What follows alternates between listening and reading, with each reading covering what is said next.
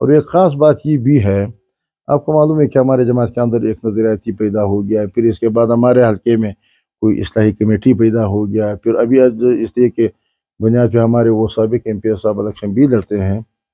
लेकिन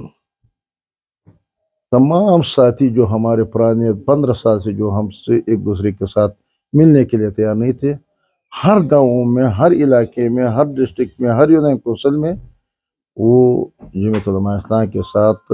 अपने जमात को वापस आके और जमात के अंदर उन्होंने ऐसे जज्बे से काम शुरू कर दिया जैसे कि उन्होंने कभी भी जमात के साथ एक भाई कभी मुखालफत उन्होंने न की है, न किसी साथी, और साथी एक दूसरे के साथ ऐसे मोहब्बत और यकजहती के साथ चल रहा है। तो 7वां या 8वां इलेक्शन है और जितनी भी इलेक्शन हमने यहाँ लड़ी है और हमने यहाँ अल्लाह ने हमें कामयाबी दी है, अब की बार तमाम हालात से और तमाम अदवार से ज़्यादा बेहतर भी है। अवाम के रुझान भी जमात उलमा इस्लाम के दरमियान में है। 1975 से ये जमात उलमा इस्लाम का हल्का है। मेरा ख्याल जब इलेक्शन कोई लड़ते हैं और किसी कैंडिडेट के पास जब आप जाते हैं तो हर ये कहते हैं कि मैं तो कामयाब हूँ, मुझसे कोई और ज़्यादा कामयाब हो नहीं सकते हैं। लेकिन मैं उन बातों से हट के, रिवायती बातों से हट के, मैं आपको अपने तजर्बे की बुनियाद पे जो मेरे 30 साल कैरियर है और ये हल्का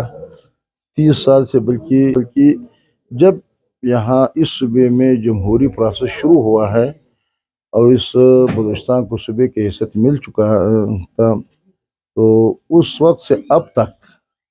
ये हल्का जमात उलमा इस्लाम के सिवा किसी ने भी नहीं जीता है। लेकिन मैं आपको ये भी बता रहा हूँ कि अब के बाद जितने भी ये मेरे और अपने पुराने साथी और नए साथी और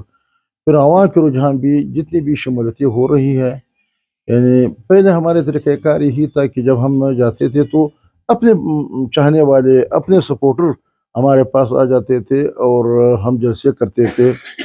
लेकिन शमूलियतों का रुझान बहुत कम, किसी इलाके में एक दो शमूलियत होते थे। अभी जब हम जहाँ भी जाते हैं तो अपने सपोर्टरों के अलावा, अपने कारकुनों के अलावा हर प्रोग्राम में जितनी भी यहाँ पार्टी है, ये जो नया पार्टी बन गया पख्तूनख्वा नेशनल पार्टी, इनसे भी ज़्यादा लोग आ रहा है। हमारे अपने पार्टी के इख्लाफात भी 90% 95% ख़त्म हो रहे हैं, वो भी अपने जमात के साथ वापस वो जुड़ रहा है। और इसके साथ साथ अवामी नेशनल पार्टी दूसरी जमातों से पख्तूनख्वा, पुराने पख्तूनख्वा, एक पख्तूनख्वा मिलिया पार्टी है, मुख्तलिफ सियासी जमातों से हर प्रोग्राम में तकरीबन आधे शमूलियतें होते हैं और आधे हमारे अपने सपोर्टर, वही कारकुन जो हमारे पहले पार्टी का हमारे मेरे ख्याल सीट टू सीट एडजस्टमेंट के हमने तो अपने अज़ला को इख्तियार दिया हुआ है और मंजूरी हम देते हैं सूबाई जमात। लेकिन जहाँ जहाँ से अज़ला के अभी तक गुज़दार में तो सीट टू सीट एडजस्टमेंट तो बीएमपी के साथ हो गया और बाकी इस तरह अभी तक मुझे रिपोर्ट नहीं मिले है, लेकिन वहाँ नसीराबाद के साइड भी कुछ बातें चल रही है और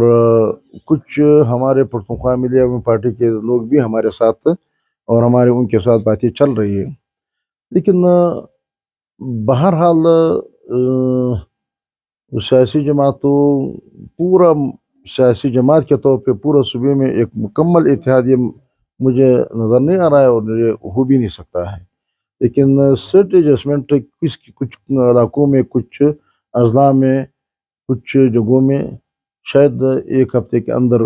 कुछ रिपोर्ट सामने आ जाते हैं। अच्छा, पश्चिम में मरकजी अमीर इस बार पहली मरतबा और इसके अच्छे असरात मुरतब होंगे बलूचिस्तान पर? मेरा ख्याल बलूचिस्तान पे इतने अच्छे असरात मुरतब हो जाते हैं कि हमारे कारकुनों का पूरा पाकिस्तान के अंदर कि अगर बिलावल भुट्टो पूरा पाकिस्तान से चारों सूबों से इलेक्शन लड़ते हैं, अगर तारिक इंसाफ के इमरान खान कहीं से इलेक्शन लड़ते हैं, अगर नवाज शरीफ कहीं से इलेक्शन लड़ते हैं, चारों सूबों से लाहौर से निकल के लड़ते हैं, तो क्या हमारी जो जमात, जो सबसे बड़ी सियासी जमहूरी क़ुव्वत है, कारकुनों के बुनियाद पे, आवाम की बुनियाद पे, आवाम के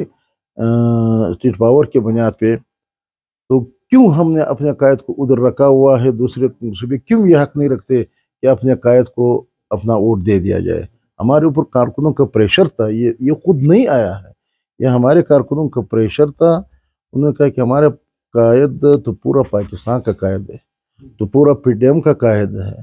تمام سیاسی جمہوری قوتوں کی قیادت کرتے ہیں, لیکن ہم نے ابھی تک ان کو ڈیرہ اسماعیل خان کے اندر بند کیا ہوا ہے جیسے کہ ان کے کوئی حلقہ اور ہے نہیں, پورا پاکستان کے ان کے حلقے ہے.